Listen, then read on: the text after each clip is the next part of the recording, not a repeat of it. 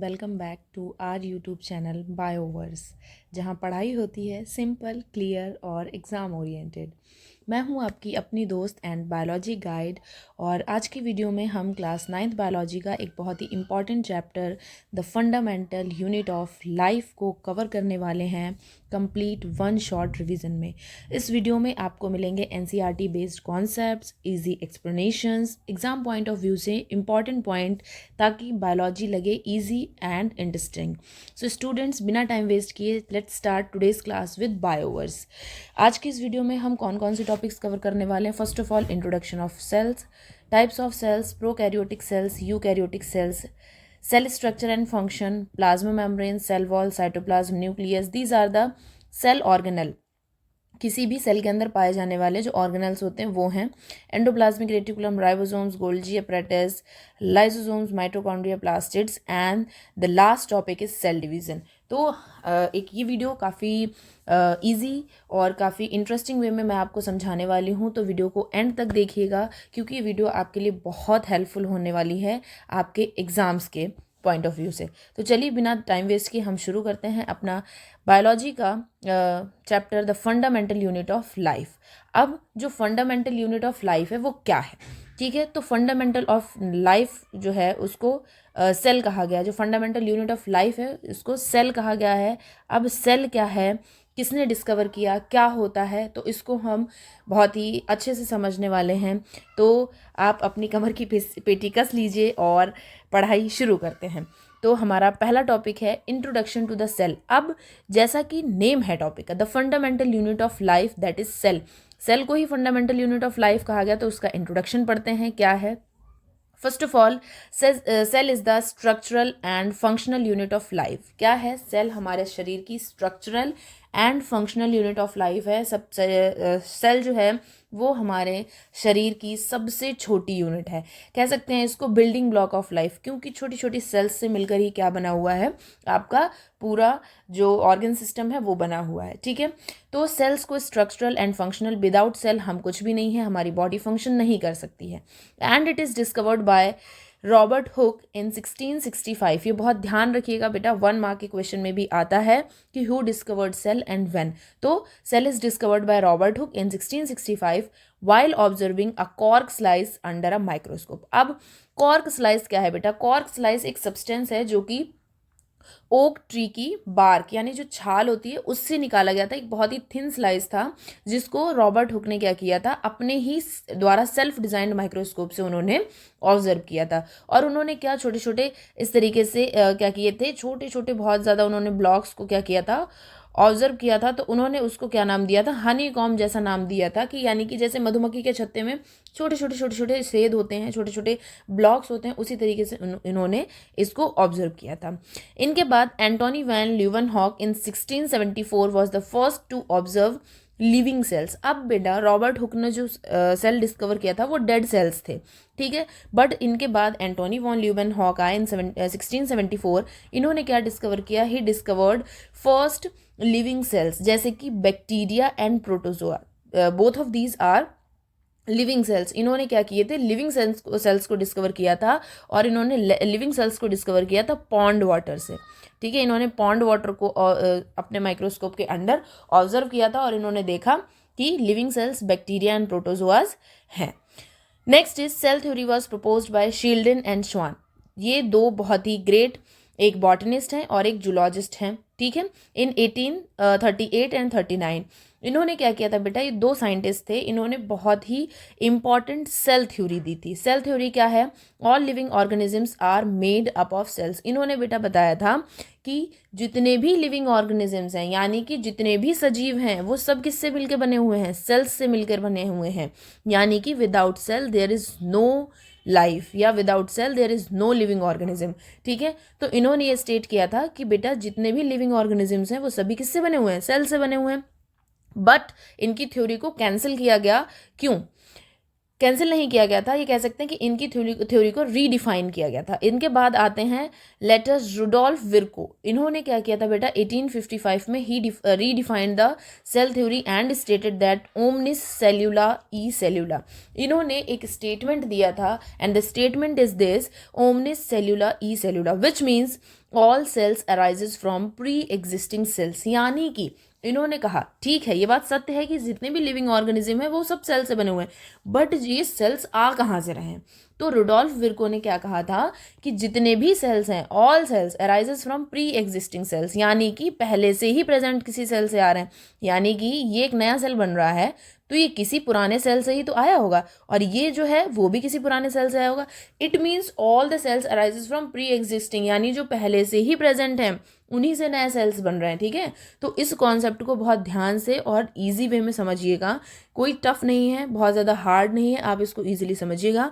Cell theory जो शिर्लिन and श्वान ने दी थी वो भी सही थी, बट रुडोल्फ विर्को ने क्या किया था, उसको रीडिफाइन किया था। उन्होंने ये बताया था कि सेल थ्योरी में जो सेल्स हैं वो पुराने ही सेल्स से आ रहे हैं। ठीक है, next is our types of cells. Cells कितने प्रकार के होते हैं? The first one is prokaryotic cells which is also known as primitive cells. ठीक है, अब इनको प्रिमिटिव सेल्स क्यों कहते हैं, इनका नाम ऐसा क्यों पड़ा, हम इसको पढ़ते हैं। ठीक है, prokaryotic cells are mainly found in bacteria and archaebacteria. ठीक है, लिविंग सेल्स होते हैं but they are found in bacteria and archaebacteria. No true nucleus, इनके अंदर ट्रू न्यूक्लियस प्रेजेंट नहीं होता है। डीएनए इज प्रेजेंट, डीएनए होता है, ट्रू न्यूक्लियस नहीं है। लैक मेम्ब्रेन बाउंड ऑर्गेनल्स, यानी कि किसी भी मेम्ब्रेन बाउंड ऑर्गेनल का प्रेजेंस इनमें नहीं होता है। मेम्ब्रेन बाउंड ऑर्गेनल का मतलब होता है बेटा कि जिसके बाहर, जिसकी आउटर मोस्ट कवरिंग में जो हो वो प्लाज्मा मेम्ब्रेन प्रेजेंट हो। ठीक है, membrane bound organelles are absent like Golgi bodies, mitochondria. ठीक है, ये जो होते हैं मेम्ब्रेन बाउंड ऑर्गेनल्स, ये प्रोकैरियोट सेल्स में नहीं प्रेजेंट होते हैं। That is why they are known as primitive cells. ठीक है, पुराने सेल्स हैं। And the ribosomes are smaller, इसमें प्रोकैरियोटिक सेल्स में 70s टाइप के राइबोसोम्स होते हैं देन यूकैरियोट्स। ठीक है, जो कि स्मॉलर होते हैं as compares to larger ribosomes. ठीक है, इसमें 70s टाइप के राइबोसोम्स पाए जाते हैं। Cell wall is made up of peptidoglycan. ठीक है, सेल वॉल, अब ये बेटा बहुत ध्यान रखिएगा, ये भी MCQs में आपका इंपॉर्टेंट क्वेश्चन आ सकता है कि the cell wall of prokaryote is made up of dash, किससे बनी हुई होती है। So it is completely made up of peptidoglycan. ठीक है, जो प्रोकैरियोटिक सेल्स होते हैं उनकी सेल वॉल किससे बनी हुई होती है, पेप्टाइडोग्लाइकैन से बनी होती है। Next is our eukaryotic cells. पहला हमने पढ़ लिया प्रोकैरियोट्स, अब हम पढ़ते हैं eukaryotes which is also known as advanced cell. अब बेटा ये प्रिमिटिव और एडवांस का खेल क्या है?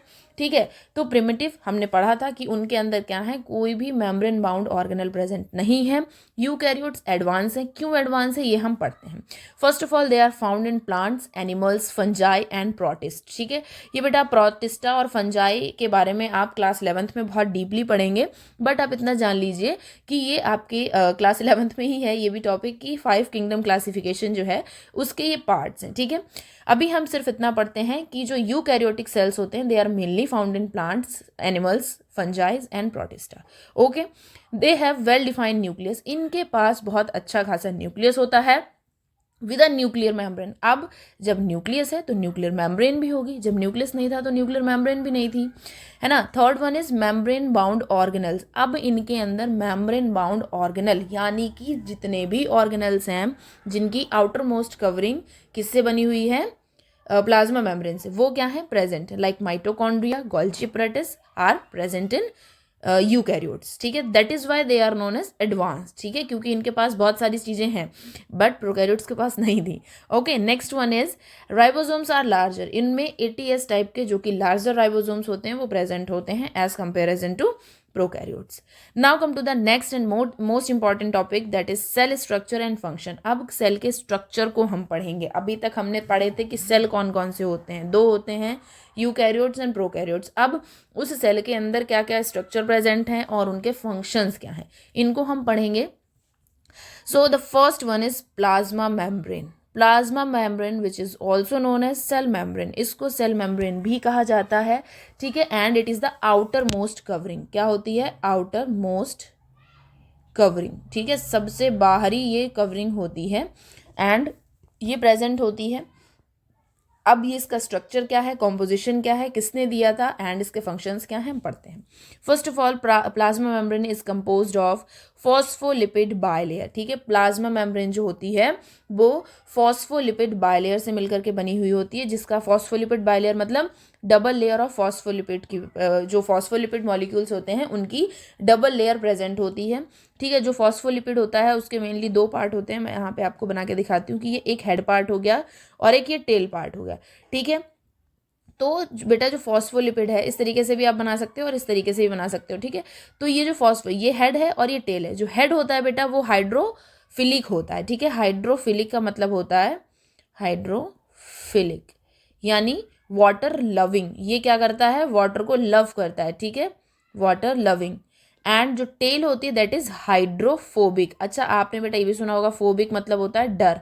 ठीक है, जैसे कि हम लोग कहते हैं किसी भी इंसान को पानी से डर लगता है, that means it is that person is suffering from hydrophobia, यानी कि उसको पानी से डर लगता है। तो बेटा जो टेल होती है फॉस्फोलिपिड की वो क्या होती है, हाइड्रोफोबिक होती है, जो कि वाटर हेटिंग होता है। फोबिक का मतलब होता है डरना, इट मीन्स हेटिंग यानी कि वाटर हेटिंग। ठीक है, ये मैं आपकी नॉलेज के लिए बता रही हूँ, हालांकि ये आपके सिलेबस में नहीं है, बट आपको पता होना चाहिए कि फॉस्फोलिपिड का स्ट्रक्चर कैसा होता है और उसके स्ट्रक्चर में क्या क्या होता है और उनकी क्या फंक्शनिंग होती है। तो फॉस्फोलिपिड बायलेयर दो double layer of phospholipid molecules की होती है, and that model is also called fluid mosaic model. ठीक है, ये फ्लूइड मोजैक मॉडल भी कहा जाता है, which is given by singer and Nicholson in 1972। Singer and Nicholson दो अलग अलग साइंटिस्ट थे, इन्होंने 1972 में एक फ्लूइड मोजैक मॉडल दिया जो कि किसका है, प्लाज्मा मेम्ब्रेन का है, and it is completely composed of phospholipid bilayer. Okay, now come to the functions of plasma membrane. The first and most important one is it is selectively permeable.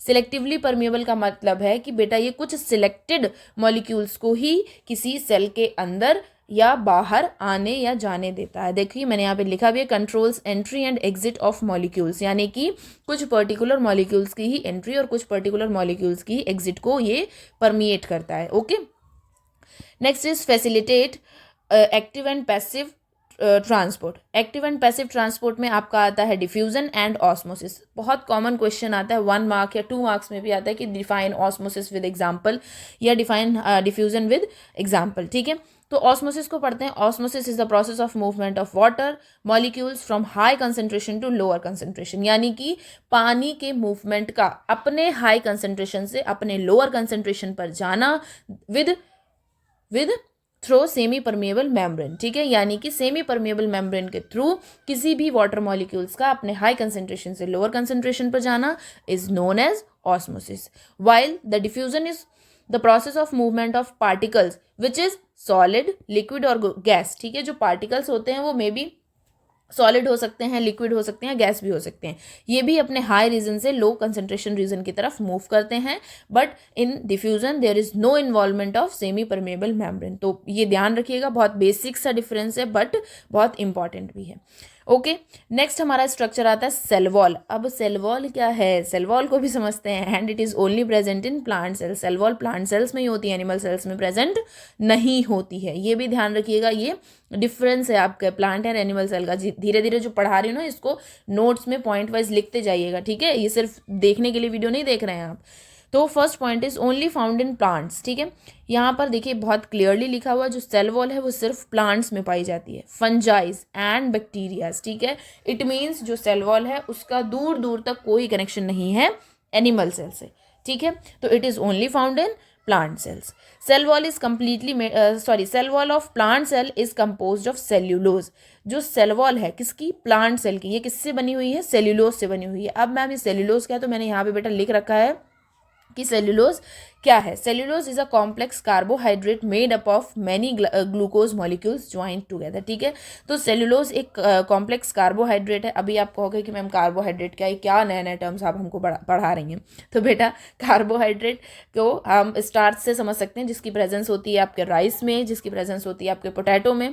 ठीक है, तो ये क्या होता है, ये बहुत सारे ग्लूकोज मॉलिक्यूल्स को एक साथ जोड़ करके बना हुआ होता है। ठीक है, क्या होता है, सेल्यूलोज। ठीक है, ये कार्बोहाइड्रेट को आप क्लास 10th में पढ़ेंगे। ठीक है, 10th में आप पढ़ेंगे, तब तक के लिए आप इतना समझ लीजिए, carbohydrate is equals to starch, जो कि प्रेजेंट होता है आपके पोटैटो में एंड राइस में। ठीक है, अब जो सेल वॉल है उसकी फंक्शन क्या है, it provides rigidity and structural support. बेटा अगर सेल वॉल नहीं होगी, अब एक आप एग्जांपल समझिए कि आप जिस रूम में बैठ के ये वीडियो देख रहे हैं उस रूम की अगर दीवारें ना हो तो क्या आप को कोई सपोर्ट मिलेगा, यानी कि आपके घर को कोई सपोर्ट मिलेगा, नहीं मिलेगा ना। तो सेम ऐसे ही है, जो प्लांट सेल है अगर उसकी सेल वॉल नहीं होगी तो उसको स्ट्रक्चरल सपोर्ट कहाँ से मिलेगा, किससे मिल रहा है, सेल वॉल से मिल रहा है। अगर वो नहीं होगी तो क्या नहीं होगा, स्ट्रक्चरल सपोर्ट नहीं होगा। बहुत अच्छे, वेरी गुड, समझदार तो हैं आप लोग, हाँ हाँ इजीली समझ जाते हैं।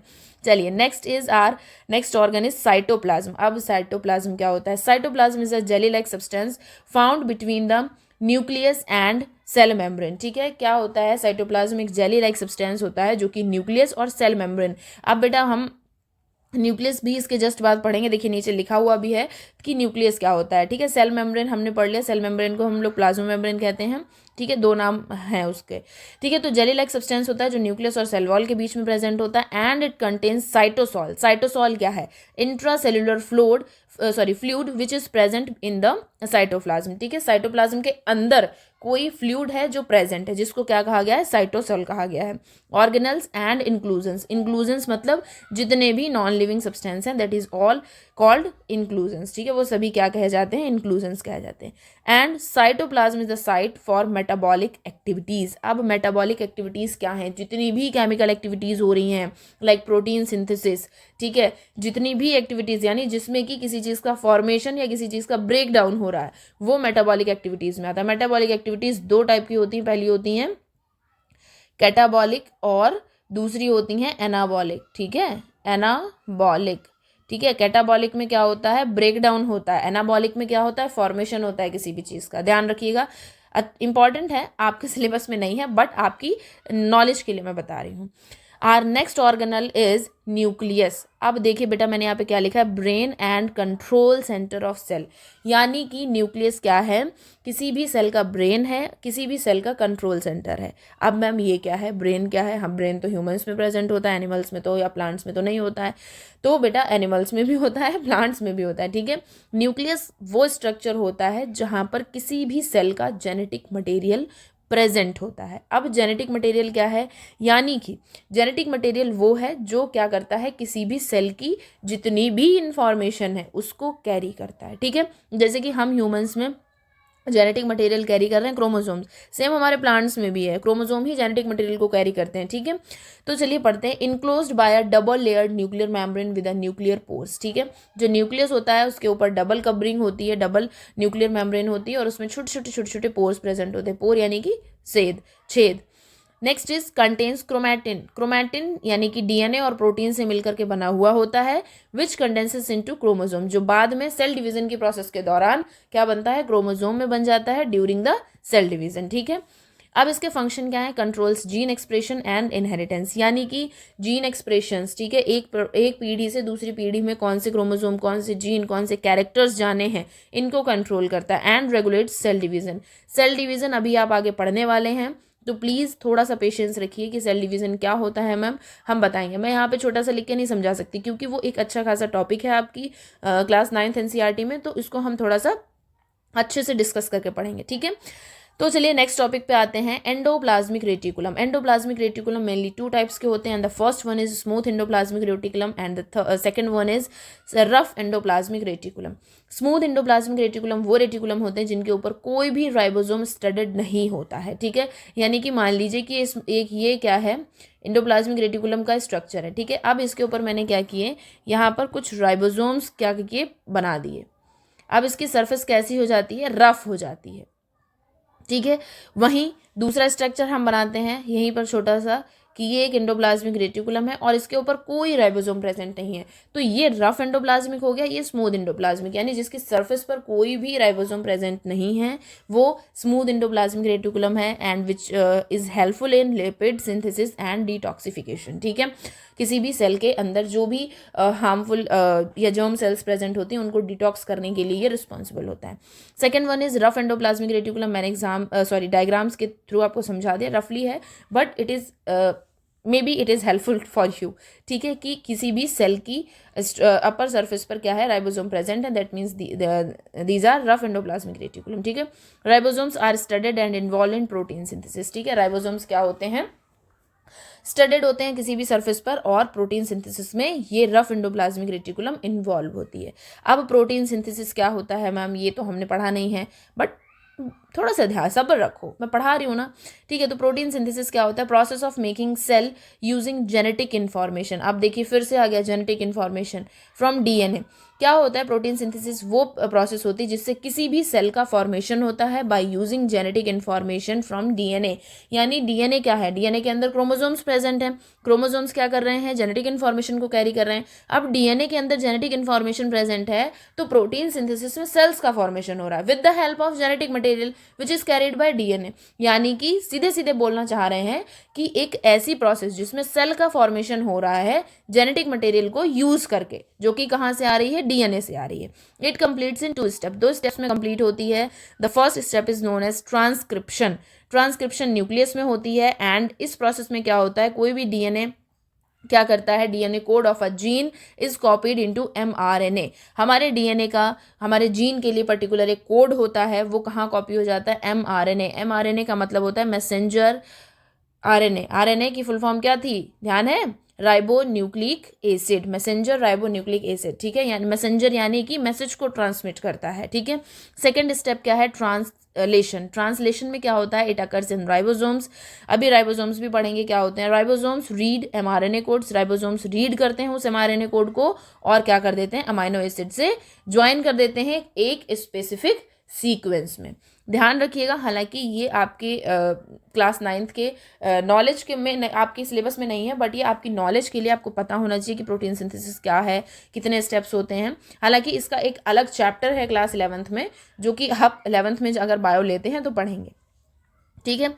तो राइबोसोम को हमने डिस्कस किया था। राइबोसोम्स क्या होते हैं, they are also known as protein factories, ठीक है। राइबोसोम को प्रोटीन फैक्ट्रीज भी कहा जाता है, बिकॉज ये क्या करते हैं, सिंथेसिस करते हैं प्रोटीन्स की।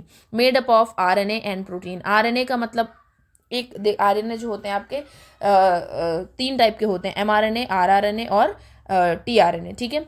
तो ये आरआरएनए से मिलकर और प्रोटीन से मिलकर के बने हुए होते हैं, और मेनली 2 टाइप के होते हैं। 70s जो कि प्रोकैरियोट्स में थे, जो कि कैसे हैं, स्मॉलर हैं, एंड 80s जो आपके यूकैरियोट्स में है, जो कि लार्जर है, ठीक है। तो इनका फंक्शन क्या होता है, प्रोटीन सिंथेसिस। और प्रोटीन सिंथेसिस अभी हमने पढ़ा कि क्या होता है, तो आई होप ये समझ में आ गया होगा। नेक्स्ट हमारा सेल ऑर्गेनल है गोल्जी अपैरेटस। ये गोल्जी अपैरेटस किसने दिया था, कैमिलियो गोल्जी एक साइंटिस्ट रहे, उन्होंने दिया था। And it is responsible for packaging and processing, ठीक है। जो गोल्जी अपैरेटस है वो पैकेजिंग और प्रोसेसिंग के लिए रिस्पॉन्सिबल होता है। Flattened sacs like structure are present which is also called cisternae, ठीक है। क्या होते हैं कि इनमें फ्लैटेंड, इस तरीके से आप देखोगे flattened sac like structure present होते हैं गोल्जी अपैरेटस में या गोल्जी बॉडीज में, जिनको क्या कहा जाता है, सिस्टर्नी कहा जाता है। सिस्टर्नी क्या होते हैं, फ्लैट मेम्ब्रेन बाउंड सेक्स होते हैं, एंडोप्लाज्मिक रेटिकुलम में पाए जाते हैं, ठीक है, और आपके गोल्जी अपैरेटस में भी पाए जाते हैं। And they are responsible for protein synthesis, help करते हैं प्रोटीन सिंथेसिस में, एंड क्या करते हैं, मॉडिफिकेशन एंड ट्रांसपोर्ट में भी हेल्प करते हैं, ठीक है। इनका फंक्शन यहाँ पे देखिए, modify short and packages protein into vesicles, produces lysosomes. अभी लाइसोसोम्स भी हम इसके नीचे पढ़ेंगे क्या होते हैं, एंड सिक्रीटरी वेसिकल्स, ठीक है। नेक्स्ट हमारा सेल ऑर्गेनल आता है lysosome, which is also called suicide bag. अब ये सुसाइड बैग क्यों कहे जाते हैं मैम, क्या ये सुसाइड कर लेते हैं, हाँ बेटा बिल्कुल सुसाइड कर लेते हैं। क्यों कर लेते हैं हम पढ़ेंगे, ठीक है। Membrane bound sex filled with hydrolytic enzyme, इसमें हाइड्रोलिटिक एंजाइम जिसका नाम है एसिड हाइड्रोजिनेज वो प्रेजेंट होता है, ठीक है।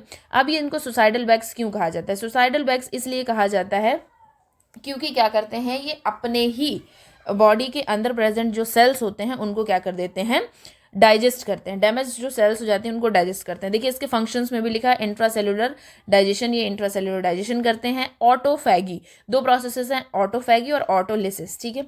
ऑटोफैगी वो प्रोसेस है digestion of damaged cell parts, यानी कि किसी भी सेल का कोई पार्ट डैमेज हो गया, वो क्या किया, डाइजेस्ट किया गया थ्रू लाइसोसोम्स, ठीक है। Autolysis is the self destruction in case of cell damage. Autolysis वो प्रोसेस होती है सेल्फ डिस्ट्रक्शन, जिसमें सेल जो होता है वो खुद को ही डिस्ट्रक्ट कर लेता है अगर कोई सेल डैमेज हो गया है, ठीक है। इट मीन्स सिंपली हम कह सकते हैं किसी भी सेल के अंदर अगर कोई डैमेज सेल है या टूटा फूटा या कुछ डिस्ट्रक्टेड सेल है तो उसको क्या होता है, लाइसोसोम डाइजेस्ट कर लेते हैं और उसको ईट कर लेते हैं, ख़त्म कर देते हैं, इसीलिए इनको सुसाइडल बैग्स कहा जाता है। Next and the most important topic is mitochondria. इस पे स्टार लगा लीजिए, एग्जाम्स में आने वाला है ये, ठीक है। माइटोकॉन्ड्रिया क्या है, इसके आगे मैंने लिखा हुआ भी है, power house of the cell इसको कहा जाता है। क्यों कहते हैं हम पढ़ेंगे, ठीक है। Double layered membrane, inner membrane folds into cristae, ठीक है। इनमें ये डबल मेम्ब्रेन बाउंड ऑर्गेनल्स होते हैं और क्या होती है, जो इनर मेम्ब्रेन होती है वो फोल्ड होती है, जिसका नाम क्या होता है, क्रिस्टी। अब मैम ये क्रिस्टी क्या है, नए नए टर्म्स आप पढ़ा रही हैं हमको, तो बेटा क्रिस्टी क्या है, क्रिस्टी फोल्ड होते हैं जो कि इनर मेम्ब्रेन ऑफ माइटोकॉन्ड्रिया पे प्रेजेंट होते हैं, जो कि इसके लिए रिस्पॉन्सिबल होते हैं। क्रिस्टी क्या करते हैं, सरफेस एरिया को इंक्रीज कर देते हैं, जिससे क्या होता है, एटीपी। एटीपी के फुल फॉर्म बेटा होता है एडिनोसिन ट्राइफॉस्फेट, ठीक है, जो रिस्पॉन्सिबल होते हैं एनर्जी के प्रोडक्शन के लिए, ठीक है। इसके लिए सरफेस एरिया क्या करती है, इंक्रीज करती हैं ताकि एटीपी का फॉर्मेशन हो और सेल को क्या मिल सके, एटीपी, ठीक है, एटीपी मिल सके, यानी कि एनर्जी मिल सके। It contains its own DNA and ribosome. Mitochondria बेटा एक ऐसा स्ट्रक्चर है या कह सकते हैं एक ऐसा ऑर्गेनल है जो क्या है, खुद का डीएनए कैरी करता है और खुद के राइबोसोम्स कैरी करता है, ठीक है। किसी की हेल्प नहीं लेंगे, भाई साहब इनके पास बहुत पैसा है, बहुत अमीर है, इनको किसी की हेल्प नहीं चाहिए, ठीक है, तो वैसा वाला धंधा है इनका। तो it contains its own DNA and ribosomes. Function क्या है, साइट ऑफ सेलुलर रेस्पिरेशन, यानी कि एटीपी की सिंथेसिस करते हैं, सेलुलर रेस्पिरेशन जो कि एटीपी की हेल्प से होता है ह्यूमंस में भी और प्लांट्स में भी, ठीक है। Next is plastids. प्लास्टिड्स क्या है, प्लांट सेल का एक ऑर्गेनल होते हैं जिसके मेनली 3 टाइप होते हैं। सबसे पहला आता है आपका क्लोरोप्लास्ट, कंटेन्स क्लोरोफिल, ठीक है। क्लोरोप्लास्ट एक क्या है, प्लास्टिड है जो क्या कंटेन करता है, क्लोरोफिल को कैरी करता है, जो कि एक ग्रीन कलर का पिगमेंट है। क्लोरोफिल क्या है, ग्रीन कलर का पिगमेंट है, ग्रीन पिगमेंट, ठीक है। साइट ऑफ फोटोसिंथेसिस, ठीक है, ग्रीन पिगमेंट है जो आप कहाँ देखते हो, हरा रंग पत्तियों में देखते हो, वेरी गुड, ठीक है। और जब ग्रीन कलर है, क्लोरोफिल की प्रेजेंस है, तो क्या होगा, प्लांट्स में फोटोसिंथेसिस होगा। Next is our chromoplast. Chromoplast is a coloured pigment for flowers and fruits, ठीक है। ये फ्लावर्स और फ्रूट्स के लिए कलर फुल पिगमेंट होता है। And the third one is leucoplast, stores starch, proteins and fat, ठीक है। ल्यूकोप्लास्ट क्या है, ये स्टार्च को स्टोर करता है, प्रोटीन को स्टोर करता है एंड फैट को स्टोर करता है। आई होप यहाँ तक आपको समझ में आ गया होगा। नेक्स्ट हमारा है वैक्यूल्स, ठीक है। वैक्यूल्स का मतलब होता है स्टोरेज सेक्स, यानी कि एम्प्टी स्पेस, खाली जगह, ठीक है। तो प्लांट सेल में क्या करते हैं, प्लांट सेल में लार्ज सेंट्रल वैक्यूल्स होते हैं जो कि वाटर को, वेस्ट को एंड न्यूट्रिएंट्स को स्टोर करते हैं। एनिमल सेल्स में स्मॉल होते हैं और टेम्पररी होते हैं, कभी कभी होते भी हैं और कभी कभी नहीं भी होते हैं, ठीक है। And the next topic is which is very important, cell division. इसको बहुत ध्यान से सुनिएगा और इस पर स्टार लगा लीजिए क्योंकि ये आपके एग्जाम्स में पक्का आने वाला है, ठीक है। इसके 2 पार्ट्स होते हैं सेल डिवीजन के, mainly first is mitosis and the second one is meiosis, वो हम नीचे पढ़ेंगे। माइटोसिस को इक्वेशनल डिवीजन कहा जाता है। इक्वेशनल डिवीजन इसलिए कहा जाता है क्योंकि इसमें नंबर ऑफ क्रोमोसोम सेम रहता है, ठीक है, नंबर ऑफ क्रोमोसोम का डिवीजन नहीं होता है। तो चलिए पढ़ते हैं इसको। Occurs in somatic cells. Somatic cells क्या होती हैं, किसी भी सेल का कोई भी बॉडी पार्ट, ठीक है, एक्सेप्ट रिप्रोडक्टिव सेल्स, ठीक है, तो वो सोमैटिक सेल्स होते हैं। It produces 2 identical daughter cells, यानी कि ये एक सेल है, इसने डिवाइड किया और क्या कर दिया, 2 अपनी ही जैसी क्या कर दी, आइडेंटिकल सेल्स का फॉर्मेशन किया, यानी this one is parent cell and this one is daughter cell, ठीक है। एक सेल ने डिवाइड किया और 2 सेल्स का फॉर्मेशन कर दिया, identical daughter cells. Chromosome number remains same, यानी कि 2n है तो 2n ही रहेगा, यानी कि इसमें जो क्रोमोसोम प्रेजेंट है वो यहाँ जाएगा तो यहाँ भी 2n रहेगा और यहाँ भी 2n रहेगा। डिवीजन होने पर नंबर ऑफ क्रोमोसोम चेंज नहीं होगा। Helps in growth, repair and regeneration, यानी कि किसी भी सेल में अगर कोई डैमेज होता है तो उसके रिपेयरिंग के लिए, उसकी ग्रोथ के लिए, रीजनरेशन यानी पुनर्निर्माण के लिए रिस्पॉन्सिबल होते हैं। इनकी 4 फेजेस होती हैं। सबसे पहली आती है प्रोफेज, जिसमें क्या होता है, क्रोमैटिन मटेरियल, मैंने बताया था क्रोमैटिन मटेरियल यानी कि डीएनए और प्रोटीन से मिलकर के बना हुआ है, ठीक है, कंडेंस, कहीं भी पड़ा रहता है, कंडेंस्ड फॉर्म में है। और न्यूक्लियर मेम्ब्रेन क्या होती है, डिसअपियर, इनकी न्यूक्लियर मेम्ब्रेन डिसअपियर हो जाती है। इस तरीके से मैं बनाती हूँ यहाँ पे एक रफली स्ट्रक्चर, ठीक है, ये न्यूक्लियर मेम्ब्रेन और ये हमारा क्रोमोसोम्स जो है क्रोमैटिन वो पड़ा हुआ है कंडेंस फॉर्म में। Metaphase chromosomes align at the equator, ठीक है। अब क्या हुआ, जो मेटाफेज होती है इसमें क्या होता है, जो क्रोमोसोम्स होते हैं, हम इस तरीके से बना लेते हैं, क्रोमोसोम डायग्राम्स पर मत जाइएगा, ठीक है, बहुत रफली डायग्राम्स में बना रही हूँ। ये जो क्रोमोसोम्स है, ठीक है, ये अभी क्या है, कहीं पर भी है, बट जो मेटाफेज है उसमें क्या होते हैं, ये इक्वेटर मतलब ये सेंट्रल प्लेट है, ठीक है, क्या होते हैं यहाँ पर अलाइन हो जाते हैं, ठीक है, ये यहाँ पे अलाइन हो जाते हैं। Third one is anaphase chromatids separate. अब ये वाली जो स्टेज है इसमें क्या होता है, स्टेज में यहाँ पर जो है, यहाँ पर ये जो क्रोमोसोम है वो क्या करेगा, टूटेगा, ये एक क्रोमैटिड हो गई, ठीक है, दोनों डीएनए का मैं बना रही हूँ, और ये दूसरी क्रोमैटिड हो गई, ठीक है, यानी कि ये एक क्रोमोसोम था, वो क्या हुआ, दो अलग अलग क्रोमैटिड्स में टूट गया, ठीक है। Telophase, the fourth stage is telophase, nuclear membrane reappear, cytokinesis occurs. अब क्या होगा, जो टीलोफेज होती है उसमें क्या होता है, जो न्यूक्लियर मेम्ब्रेन होती है वो रीअपियर हो जाती है, यानी सेल्स का डिवाइडेशन हुआ, एक सेल से दो सेल बने, और क्या हुआ, एक नए क्रोमोसोम का फॉर्मेशन उन्होंने कर दिया, और साइटोकाइनेसिस हो गई, ठीक है। बहुत बड़ा टॉपिक नहीं है, बट ये क्लास 11th में एक अच्छा खासा चैप्टर है आपका, तो क्लास 11th में इसको ब्रीफली आप डिस्कस करेंगे, एक्सप्लेनेशंस के साथ पढ़ेंगे। और यहाँ पर आप बस इतना समझिए कि ये माइटोसिस और मियोसिस क्या होती हैं, कितनी फेजेस होती हैं, और उसके में क्या क्या होता है, ठीक है। नेक्स्ट हमारा आता है मियोसिस, जिसको रिडक्शनल डिवीजन कहा जाता है। क्यों कहा जाता है रिडक्शनल डिवीजन, क्योंकि इसमें नंबर ऑफ क्रोमोसोम्स क्या हो जाता है, हाफ हो जाता है, ठीक है। And it occurs in reproductive cells, reproductive cells यानी सेक्स सेल्स। मेल्स में कौन सा होता है, मेल्स में क्या होता है, सेक्स सेल, ध्यान करो बेटा, टेस्टिस, ठीक है, और फीमेल्स में ओवरी, ठीक है। इट प्रोड्यूसेस 4 हेप्लॉइड सेल्स, यानी कि एक सेल से इन्होंने क्या किया, 4 सेल का फॉर्मेशन किया, और चारों कैसी हैं, सिंगल। हेप्लॉइड का मतलब होता है सिंगल, और इसमें माइटोसिस में क्या पढ़ रहे थे, डिप्लॉइड, यानी कि 2n, ठीक है। नंबर ऑफ सेल्स क्या होते हैं, 2 होते हैं, और इसमें नंबर ऑफ सेल्स सिंगल होते हैं। असेंशियल फॉर सेक्सुअल रिप्रोडक्शन, और ये सेक्सुअल रिप्रोडक्शन के लिए असेंशियल होती है। It maintains constant chromosome number in species, ठीक है, कांस्टेंट क्रोमोसोम नंबर को मेंटेन करके रखती हैं किसी भी स्पीशीज में, किसी भी प्रजाति में।